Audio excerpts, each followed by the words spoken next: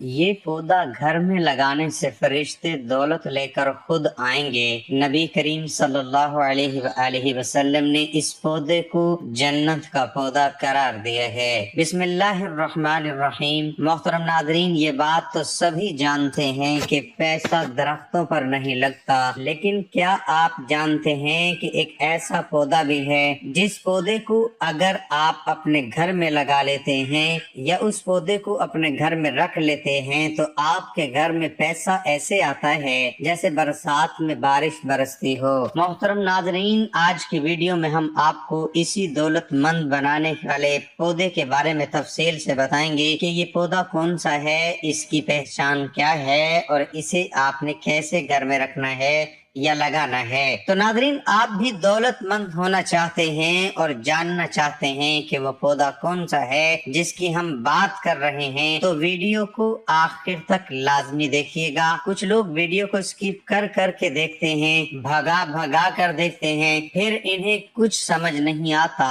تو آپ کمنٹ کرتے ہو کہ یہ چیز نہیں بتائی، وہ چیز نہیں بتائی۔ تو مہربانی کر کے ویڈیو کو شروع سے لے کر آخر تک پورا دیکھا کریں، اور آپ سبھی بھائیوں اور بہنوں سے ایک چھوٹی سی گزارش کریں گے کہ جلدی سے آپ اس ویڈیو کو لائک اور شیئر کر دیجئے، کیونکہ ہم آپ کے لیے آپ کی ہی ضرورت کی ویڈیو لاتے ہیں۔ محترم ناظرین، قرآن مجید کی تلاوت کرنے والا قیامت کے روز قرآن مجید لکھنے والے معزز فرشتوں کے ساتھ ہوگا، اور اٹک اٹک کر مشقت سے پڑھنے والوں کو تلاوت کا ثواب ملتا ہے۔ ابن ماجہ میں حضرت عائشہ رضی اللہ تعالی عنہ کہتی ہے کہ رسول اللہ صلی اللہ علیہ وآلہ وسلم نے فرمایا کہ قرآن مجید کی تلاوت میں مہارت رکھنے والا شخص لکھنے والے عزت دار فرشتوں کے ساتھ ہیں، اور وہ شخص جو تلاوت کرنے میں اٹکتا اور دقت محسوس کرتا ہے تو اس کے لیے 2 اجر ہیں۔ سنن ابو داؤد میں روایت ہے کہ رسول اللہ صلی اللہ علیہ وآلہ وسلم نے فرمایا کہ قبر میں مومن آدمی کے پاس 2 فرشتے آتے ہیں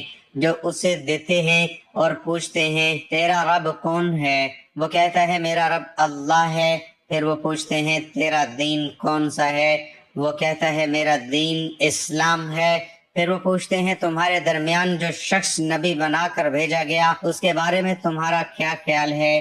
تو وہ جواب دیتا ہے وہ اللہ کے رسول صلی اللہ علیہ وآلہ وسلم ہے۔ فرشتے پوچھتے ہیں تمہیں یہ ساری باتیں کیسے معلوم ہوئی؟ تو وہ آدمی کہتا ہے میں نے اللہ کی کتاب سے پڑھی، یعنی قرآن پاک سے پڑھی، اس پر ایمان لایا، اس کی تصدیق کی۔ تو یہ ہے دنیا میں قرآن پڑھنے کی فضیلت اور فائدے کہ جو بندہ دنیا میں قرآن پاک پڑھتا ہے اس کو نہ صرف دنیا میں فائدے ملتے ہیں بلکہ آخرت میں بھی وہ شخص کامیاب ہوتا ہے۔ محترم ناظرین، ابتدا میں حضرت رابعہ بصری رحمۃ اللہ علیہ کے حسن و جمال کی دھوم مچی ہوئی تھی، مگر جوانی کے شب و روز انہوں نے یاد الہی میں گزار دیے۔ ان کے چہرے پر پاکیزگی کا ایک ایسا نقاب تھا کہ دیکھنے والوں کی نگاہیں خود بخود جھک جاتی تھیں۔ اسی زمانے میں ایک نوجوان نے انہیں رات کے وقت ایک قبرستان میں چاند کی طرح دمکتے دیکھا تو آپ رحمت اللہ علیہ کو کوئی غیر مرئی خیال مخلوق سمجھ کر بھاگ کھڑا ہوا، لیکن دوسری صبح جب وہی چہرہ اسے بصرے کے ایک بازار میں نظر آیا تو وہ عقل و خرد سے ہاتھ دھو بیٹھا اور رات دن اس کے تصور میں رہنے لگا۔ آخر دل کے ہاتھوں مجبور ہو گیا، لوگوں سے پتہ پوچھتا ہوا حضرت رابعہ بصریہ رحمت اللہ علیہ کے گھر جا پہنچا۔ آپ کہا کرتی تھی کہ دل کے دروازے ہمیشہ کھلے رکھو، کیا معلوم محبوب کس وقت دستک دے دے، مگر گھر کے دروازے بند ہو یا کھلے ہوئے اس کی دانش برابر تھے۔ نوجوان کو خلاف توقع ان کا دروازہ کھلا ہوا ملا۔ اس نے اپنے دل کی دھڑکنوں پر بڑی مشکل سے قابو پایا۔ رات کا وقت تھا، اندر چراغ روشن تھا، یہ سوچ کر بے قابو سے اندر داخل ہو گیا کہ حال دل سنا دینے میں کیا حرج ہے، زیادہ سے زیادہ انکار ہی تو ہو جائے گا۔ واپسی کا دروازہ بہرحال کھلا ہوا ہے، لیکن جب وہ اندر پہنچا تو وہاں کوئی نہیں تھا۔ البتہ چھت سے ایسی پرسوز آواز آ رہی تھی جسے کوئی زیر لب ہجر کا رونا رو رہا ہو۔ نوجوان تیزی سے چڑھ گیا۔ حضرت رابعہ بصری عشاء کی نماز سے فارغ ہو کر ثنا خوانی کر رہی تھی۔ ستارے روشن ہو گئے، لوگ سو گئے، بادشاہوں نے دروازے بند کر لیے۔ ہر محبوب اپنے محبوب سے محراز و نیاز ہے اور میں تیرے سامنے کھڑی ہوں۔ نوجوان پر سکتہ طاری ہو گیا۔ اسی اثنا میں حضرت رابعہ بصری رحمت اللہ علیہ نے پلٹ کر اسے ایسی قہر آلود نظروں سے دیکھا کہ اس کی زبان گنگ ہو گئی۔ رابعہ رحمت اللہ علیہ نے اس کے قریب آ کر پوچھا، کیا تم مجھ سے شادی کی درخواست کرنے آئے ہو؟ نوجوان نے لرزتے ہوئے ہاتھ سے اپنی زبان کی طرف اشارہ کیا کہ وہ بول نہیں سکتا۔ حضرت رابعہ بصری رحمت اللہ علیہ نے کہا، اس سے پہلے کہ زبان کی طرح تیرا دل بھی چپ ہو جائے تو جس راستے سے آیا ہے اسی راستے سے لوٹ جا۔ نوجوان صرف آنکھوں سے التجا کر سکتا تھا کہ نیک خاتون، میری گویائی مجھے واپس کر دے، میں تیرے مرتبے سے واقف نہیں تھا، مجھ سے غلطی ہوئی، مجھے معاف کر دے۔ ہمیشہ قابل معافی ہوتی ہے۔ اس کی خاموش آنسوؤں کے جواب میں حضرت رابعہ بصری رحمت اللہ علیہ نے کہا، نوجوان، تو نے اگر مجھ سے کوئی زیادتی کی ہوتی تو میں تجھے یقیناً معاف کر دیتی۔ میں نے خود کو بہت پہلے اپنے رب کے حوالے کر دیا تھا۔ اب یہ معاملہ تیرے اور رب کے درمیان ہے۔ معافی مانگنا ہے تو اس سے مانگ۔ صدق کے دل سے توبہ کرنے کا ارادہ کرے تو شاید توبہ کی خاطر تیری زبان کھل جائے۔ یہ کہہ کر وہ نماز کے لیے کھڑی ہو گئی۔ نوجوان بھی بے اختیار سجدے میں گر گیا اور وہ رو رہا تھا۔ نامعلوم کب تک روتا رہا۔ جب اسے ہوش آیا تو زبان کھل چکی تھی اور توبہ توبہ کا ورد کر رہی تھی۔ بصرہ کے بازاروں میں صالحہ سال تک ایک مجذوب گرمی جھاڑے اور برسات سے بے نیاز ہو کر دیوانہ توبہ توبہ کر کے نعرے لگاتا رہا۔ اس کے نعروں سے راتیں گونج اٹھتی تھیں اور بچے سہم کے ماؤں کے سینے میں دبک جاتے تھے۔ آخر ایک دن وہ مجذوب اچانک ہی کہیں غائب ہو گیا، پھر کبھی اس کا پتہ نہ چلا۔ وہ مجذوب یہی مذکورہ نوجوان تھا جو حضرت رابعہ بصری رحمت اللہ علیہ کی بدولت ہی دربار خداوندی میں مقرب ٹھہرا۔ ناظرین، شریعت اسلامیہ میں مساکین اور غریبوں کو کھانا کھلانے اور ان کی دنیاوی ضرورتوں کو پورا کرنے کی بار بار ترغیب و تعلیم دی گئی ہے۔ حضور اکرم صلی اللہ علیہ وآلہ وسلم سے سوال کیا گیا کہ اسلام میں کون سا عمل زیادہ افضل ہے؟ آپ نے فرمایا، لوگوں کو کھانا کھلانا اور ہر شخص کو سلام کرنا، خواہ اس کو پہچانو یا نہ پہچانو۔ اسی طرح فرمان رسول ہے کہ کوئی دنیاوی مشکل دور کرے گا، اللہ تعالیٰ قیامت کی سختیوں میں سے اس پر سے ایک سختی دور کر دے گا، اور جو شخص کسی تنگ دست پر سہولت کرے گا، اللہ تعالیٰ دنیا و آخرت میں ایسی اس پر سہولت کرے گا جب تک بندہ اپنے بھائی کی مدد میں لگا رہتا ہے، اللہ تعالیٰ بھی اس کی مدد میں رہتا ہے۔ نماز کی ادائیگی میں کوتاہی کرنے والوں کو جہنم میں ڈالا جائے گا۔ قرآن حدیث کی روشنی میں پوری امت مسلمہ کا اتفاق ہے کہ فرض نماز جان بوجھ کر چھوڑنا بہت بڑا گناہ ہے۔ شریعت اسلامیہ میں زنا کرنے، چوری کرنے اور شراب پینے سے بھی بڑا گناہ نماز کا ترک کرنا ہے۔ نماز میں کوتاہی کرنے والوں کی سزا کے متعلق صرف 3 آیات پیش ہیں۔ ان نمازیوں کے لیے خرابی اور ویل نامی جہنم کی جگہ ہے جو نماز سے غافل ہیں۔ اس سے وہ جو لوگ مراد ہیں جو نماز یا تو پڑھتے ہی نہیں، یا پہلے پڑھتے رہے پھر سست ہو گئے، یا جب جی چاہتا ہے پڑھ لیتے ہیں، یا تاخیر سے پڑھنے کو معمول بنا لیتے ہیں، یہ سارے مفہوم اس میں آ جاتے ہیں۔ اس لیے نماز کی مذکورہ ساری کوتاہیوں سے بچنا۔ پھر اس کے بعد ایسے ناخلف پیدا ہوئے کہ انہوں نے نماز ضائع کر دی اور نفسانی خواہشوں کے پیچھے پڑ گئے۔ نماز نہ پڑھنے والوں کو جہنم کی انتہائی گہری اور شدید گرم وادی میں ڈالا جائے گا جہاں خون اور پیپ بہتا ہے۔ تمہیں دوزخ میں کس چیز نے ڈالا؟ وہ جواب دیں گے کہ ہم نہ نمازی تھے نہ مسکینوں کو کھانا کھلاتے تھے۔ اہل جنت کے بالا خانوں میں بیٹھے جہنمیوں سے سوال کریں گے کہ اس وجہ سے تمہیں جہنم میں ڈالا گیا، تو وہ جواب دیں گے کہ ہم دنیا میں نماز نہ پڑھتے تھے اور نہ ہی مسکینوں کو کھانا کھلاتے تھے، اور فرمائیے کہ جہنمی لوگوں نے جہنم میں ڈالے جانے کی سب سے پہلی وجہ نماز نہ پڑھنا بتایا، کیونکہ نماز کے بعد اسلام کا اہم اور بنیادی رکن زکوٰۃ ہے جو ہر مسلمان کے ذمہ ہے۔ قرآن و سنت کی روشنی میں امت مسلمہ کا اجتماع ہے کہ جو شخص زکوٰۃ کے فرض ہونے کا انکار کرے وہ کافر ہے، اور زکوٰۃ کی ادائیگی نہ کرنے والا گناہ کبیرہ کا مرتکب ہے، جس پر آخرت میں سخت سزائیں دی جائیں گی۔ اگر مرنے سے قبل اس نے سچی توبہ نہیں کی تو سورۃ توبہ آیت نمبر 34-35 میں اللہ تعالیٰ ان لوگوں کے لیے بڑی سخت وعید بیان فرمائی ہے جو اپنے مال کی کما حقہ زکوٰۃ نکالتے نہیں۔ اس صورت کے آخری لفظ معون کے معنی معمولی چیز سے کیا گیا ہے، اس لفظ کے نام پر سورت کا نام معون رکھا گیا ہے۔ اصل میں معون اس برتنے کی معمولی چیزوں کو کہتے ہیں جو عام طور پر ایک دوسرے سے مانگ لیا کرتے ہیں، جیسے برتن وغیرہ۔ پھر ہر قسم کے معمولی چیزوں کو بھی معون کہتے ہیں۔ بعض صحابہ کرام نے اس کی تفسیر زکوٰۃ سے کی ہے، کیونکہ وہ بھی انسان کی دولت کا معمولی 40واں حصہ ہوتا ہے۔ اس صورت میں ہمارے لیے سبق اللہ اور اس رسول پر ایمان کے ساتھ آخرت کی جزا اور سزا پر ایمان لانا، یتیموں کی کفالت کرنے میں بڑھ چڑھ کر حصہ لینا، مسکین اور محتاج لوگوں کی دنیاوی ضرورتوں کو پورا کرنے میں سبقت کرنا۔ اگر خود غریب لوگوں کی مدد نہیں کر سکتے تو کم از کم ایسے کاموں میں شریک ہونا جن کے ذریعے غریب لوگوں کی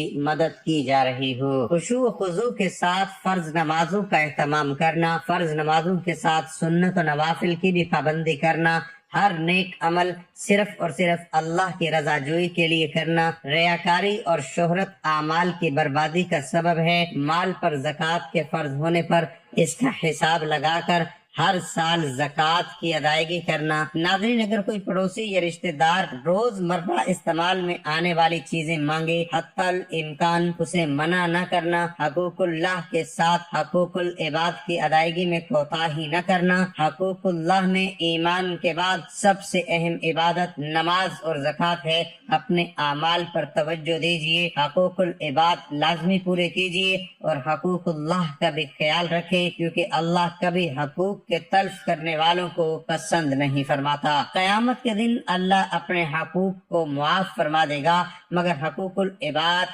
یعنی اللہ کی مخلوق کے حقوق جو آپ نے ادا نہیں کیے ہوں گے ان کو معاف نہیں فرمائے گا، اس پر آپ کو سزا دی جائے گی اور آپ کی نیکیوں سے ان حقوق کو ادا کیا جائے گا۔ محترم ناظرین، میرے نبی صلی اللہ علیہ وآلہ وسلم نے فرمایا تھا، جو غربت ہوتی ہے، جو پیسے کی کمی ہوتی ہے، یہ انسان کو کفر تک لے جاتی ہے یا بے راہ روی کا شکار کر دیتی ہے۔ پھر انسان غلط سوچنا شروع ہو جاتا ہے، بھوک کی وجہ سے، تنگ دستی کی وجہ سے گھروں کے گھر تباہ و برباد ہو جاتے ہیں۔ تو اسی لیے ناظرین، پیسے کا حصول، پیسے کا حاصل کرنا بہت زیادہ اہم ہو چکا ہے۔ میرا رب ایک واحد ہے جو پوری کائنات کا رازق ہے، پوری کائنات کا مالک ہے، پوری کائنات کا خالق ہے۔ اللہ تعالیٰ غفور الرحیم ہے، وہ ہر چیز پر قادر ہے۔ سبھی کی خواہش ہوتی ہے کہ ان کے پاس ڈھیر و دولت ہو اور اس کے لیے وہ دن رات محنت بھی کرتے ہیں۔ یہ پودا موجود ہو تو دولت دروازے توڑ کر گھر میں داخل ہونے لگتی ہے۔ ناظرین کرام، بے برکتی عام ہوتی جا رہی ہے، یہی وجہ ہے کہ شاید کوئی گھر اس پریشانی سے محفوظ نظر آئے۔ حضرت سیدنا حذیفہ بن خالد رحمۃ اللہ علیہ کو خلیفہ بغداد مامون رشید نے اپنے ہاں کھانے کی دعوت میں بلایا۔ کھانے سے فارغ ہو کر کھانے کے بعد جو دانے وغیرہ گر گئے تھے، حضرت سیدنا حذیفہ بن خالد رحمۃ اللہ علیہ چن چن کر تناول فرمانے لگے۔ خلیفہ بغداد مامون رشید نے حیران ہو کر کہا، اے شیخ، کیا آپ کا ابھی تک پیٹ نہیں بھرا؟ فرمایا، کیوں نہیں؟ دراصل بات یہ ہے کہ مجھ سے حضرت سیدنا حماد بن سلمہ رضی اللہ عنہما نے ایک حدیث پاک بیان فرمائی ہے، جو شخص دسترخوان کے نیچے گرے ہوئے ٹکڑوں کو چن چن کر کھائے گا وہ محتاجی سے بے خوف ہو جائے گا۔ برکت کا مطلب دولت کی کثرت نہیں بلکہ کفایت ہے، یعنی ضرورت کے لیے کافی ہو جانا۔ اے ابن آدم، میری عبادت میں منہمک رہو، میں تیرا دل غنا سے بھر دوں گا اور تمہاری محتاجی کا دروازہ بند کر دوں گا۔ ایک توبہ و استغفار دو اللہ سے ڈرنا، گناہوں سے بچنا، تین عبادت میں انہماک، چار توکل علی اللہ، پانچ اللہ کے راستے میں خرچ کرنا، چھ طالب علموں پر خرچ کرنا، سات رشتہ داروں کے ساتھ حسن سلوک، آٹھ کمزوروں کے ساتھ حسن سلوک، نو یکے بعد دیگرے حج و عمرہ کرنا، 10 اللہ کے راستے میں ہجرت، 11 شادی کرنا۔ قرآن پاک میں کئی مقامات پر توبہ و استغفار کے ذریعے رزق میں برکت اور دولت میں فراوانی کا ذکر ہے۔ حضرت نوح علیہ السلام کا قول نقل کیا گیا ہے، میں نے ان قوم سے کہا اپنے رب سے معافی مانگو، بلا شبہ وہ بڑا بخشنے والا ہے، وہ تم پر خوب بارش برسائے گا، تمہیں مال و اولاد کی فراوانی بخشے گا، تمہارے لیے باغ پیدا کرے گا اور نہریں جاری کرے گا۔ حضرت عبداللہ بن عباس رضی اللہ عنہما سے روایت ہے، رسول اللہ صلی اللہ علیہ وآلہ وسلم نے فرمایا، جو شخص بکثرت استغفار کرتا ہے اللہ تعالیٰ اسے ہر غم سے چھٹکارا اور ہر تنگی سے کشادگی عنایت فرماتے ہیں، اور اسے ایسی راہوں سے رزق عطا فرماتے ہیں جس کا اس کے وہم و گمان میں گزر تک نہیں ہوتا۔ توبہ و استغفار کی حقیقت یہ ہے کہ انسان گناہ کو گناہ سمجھ کر چھوڑ دے، اپنے کیے پر شرمندہ ہو، آئندہ ترک معصیت کا پختہ عزم کرے اور جہاں تک ممکن ہو اعمال خیر سے اس کا تدراک کرے۔ اگر اس گناہ کا تعلق حقوق العباد سے ہو تو اس کی توبہ کے لیے ایک شرط یہ بھی ہے کہ صاحب حق سے معاملہ صاف کرے۔ ان شرائط کے بغیر توبہ بے حقیقت ہے۔ اللہ سے ڈرنا، گناہوں سے بچنا، تقوی اللہ کے احکام پر عمل اور شرن ممنوع چیزوں سے اجتناب کا نام ہے۔ تقوی ان امور میں سے ایک ہے جن سے رزق میں برکت ہوتی ہے۔ اللہ تعالیٰ فرماتے ہیں، جو اللہ سے ڈرے گا اللہ اس کے لیے راہیں نکال دے گا اور اس کو وہاں سے رزق دے گا جہاں سے اس کو گمان بھی نہ ہوگا۔ دوسری جگہ اللہ تعالیٰ کا ارشاد ہے، اور اگر بستیوں کے لوگ ایمان لاتے اور تقوی اختیار کرتے تو ہم آسمان و زمین کی برکتوں کے دروازے ان پر کھول دیتے، لیکن انہوں نے جھٹلایا، اس لیے ہم نے ان کی کمائی کی پاداش میں ان کو پکڑ لیا۔ بہت سے لوگ کثرت مال کے باوجود معاشی تنگی کا رونا روتے ہیں، اور معاشی طور پر بہت سے درمیانے درجے کے لوگ انتہائی اطمینان سے زندگی گزارتے ہیں۔ یہ فرقہ صرف برکت کی وجہ سے ہے۔ عبادت میں انہماک، اس سے مراد یہ ہے کہ عبادت کے دوران بندے کا دل اور جسم دونوں حاضر رہیں، اللہ کے حضور میں خشوع و خضوع کا پاس رکھیں، اللہ کی عظمت ہمیشہ اس کے دل و دماغ میں حاضر رہے۔ حضرت ابو ہریرہ رضی اللہ عنہ روایت فرماتے ہیں کہ نبی اکرم صلی اللہ علیہ وآلہ وسلم نے فرمایا، بلا شبہ اللہ تعالیٰ فرماتے ہیں کہ اے ابن آدم، میری عبادت میں منہمک رہو، میں تیرا دل غنا سے بھر دوں گا اور تمہاری محتاجی کا دروازہ بند کر دوں گا۔ اگر تم نے ایسا نہیں کیا تو تمہارے ہاتھوں کو کثرت کے مشاغل سے بھر دوں گا اور تمہاری محتاجی کا دروازہ بند نہیں کروں گا۔ ناظرین، اللہ تبارک و تعالیٰ نے کچھ چیزوں کے اندر برکت رکھی ہے جبکہ کچھ چیزوں کے اندر بے برکتی، کچھ چیزوں کے اندر خیر رکھی ہے تو کچھ چیزوں کے اندر مصیبت اور تباہی رکھی ہے۔ محترم ناظرین، آج کی ویڈیو میں آپ کو ایسے ہی ایک برکت اور خیر والے پودے کے بارے میں بتانے جا رہے ہیں جس پودے کو دولت کا کھینچنے والا پودا بھی کہا جاتا ہے۔ اس پودے کا ذکر قرآن پاک اور حدیث میں بھی ملتا ہے، جبکہ نبی کریم صلی اللہ علیہ وآلہ وسلم کا ارشاد مبارک ہے، یہ پودا جنت کے پودوں میں سے ہے۔ لیکن جب بھی گھر میں رزق، دولت اور برکت لانے والے پودے کی بات آتی ہے تو صرف ایک پودے کا ہمیں ذکر نہیں ملتا، بلکہ عام طور پر ہمیں 3 پودوں کے بارے میں ذکر سننے کو ملتا ہے۔ ان میں سے پہلا پودا ہے نیاز بو، جسے تلسی کا پودا بھی کہا جاتا ہے، جبکہ عربی میں اسے ریحان کا پودا کہا جاتا ہے۔ اور جو دوسرا پودا ہے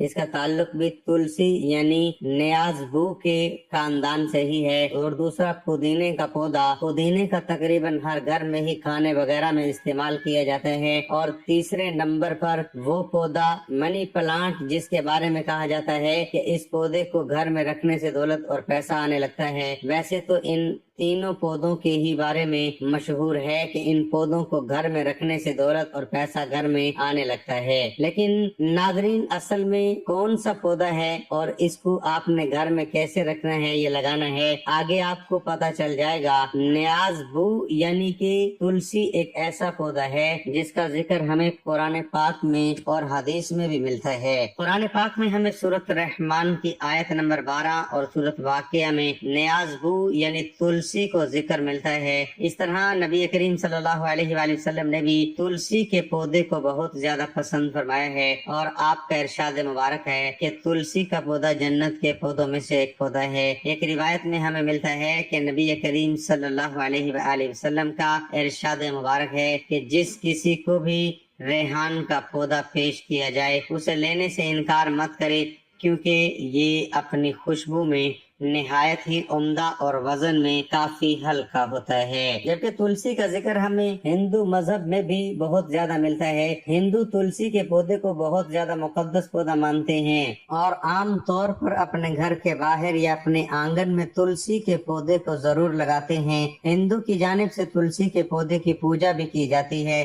बुजुर्गों का तुलसी के पौधे के बारे में कहना है कि तुलसी का पौधा बहुत ही मुबारक और बरकत वाला पौधा है और जिस घर में भी ये पौधा मौजूद होता है उस घर में काला जादू या तितली इल्म नहीं चल सकता। इसी तरह अगर किसी के घर में ये पौधा मौजूद है तो उस घर में रहने वाले अफराद पर किसी भी किस्म की बंदिश नहीं की जा सकती। ये पौधा घर में आसेब और बुरी बलाओं को दाखिल होने से भी रोकता है। जबकि बुजुर्ग तो यहाँ तक भी कहते हैं कि अगर घर में तुलसी का पौधा मौजूद हो तो खतरनाक सांप और जहरीली नागन भी घर में दाखिल नहीं हो पाते।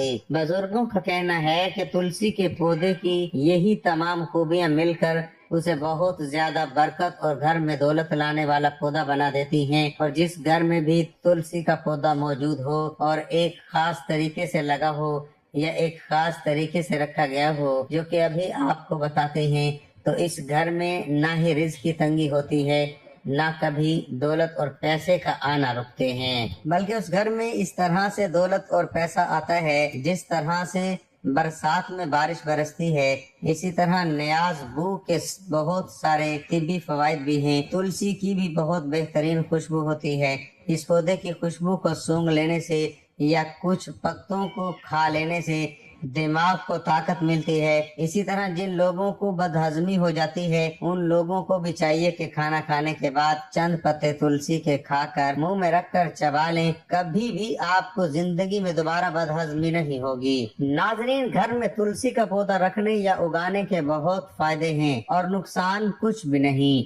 मोहतरम नाज़रीन, मिनी प्लांट के पौधे के बारे में भी बहुत लोग ये कहते नजर आते हैं कि ये पौधा घर में रिस्क और दौलत लाने की वजह बनता है, लेकिन इस पौधे यानी मिनी प्लांट के बारे में ना तो हमें कोई रिवायत मिलती है, ना ही हमें इसका इस्लाम में कोई जिक्र मिलता है और ना ही मनी प्लांट के पौधे के बारे में बुजुर्गों ने हमें या कोई भी ऐसी बात बताई है। इसलिए नाज़रीन, मनी प्लांट का पौधा घर में रखने से या लगाने से दौलत आती है, इस बात में किसी किस्म की कोई सच्चाई नहीं है।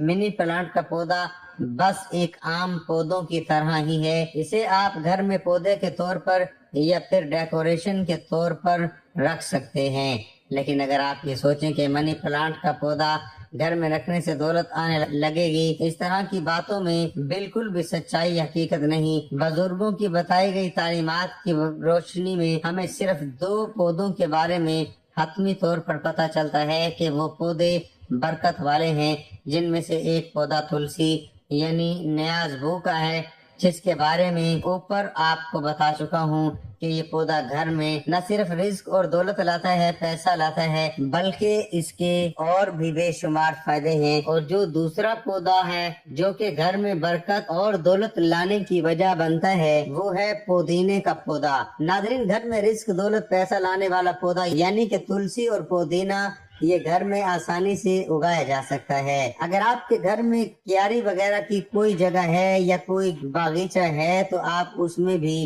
तुलसी के पौधे या पुदीने को उगा सकते हैं। या कोई ऐसी जगह यानी क्यारी वगैरह मौजूद नहीं तो आप गमले में भी तुलसी के पौधे या पुदीने के पौधे लगा सकते हैं। ये दोनों पौधे بآسانی گملے میں اگ جاتے ہیں۔ ناظرین، تلسی کا پودا برکت والا پودا ہے اور اس کے اتنے طبی فائدے ہیں کہ گنے نہیں جا سکتے۔ آپ اپنے گھر میں تلسی یعنی کہ نیاز بو جیسے ریحان بھی کہا جاتا ہے، اس پودے کو ضرور رکھیں یا اگائیں۔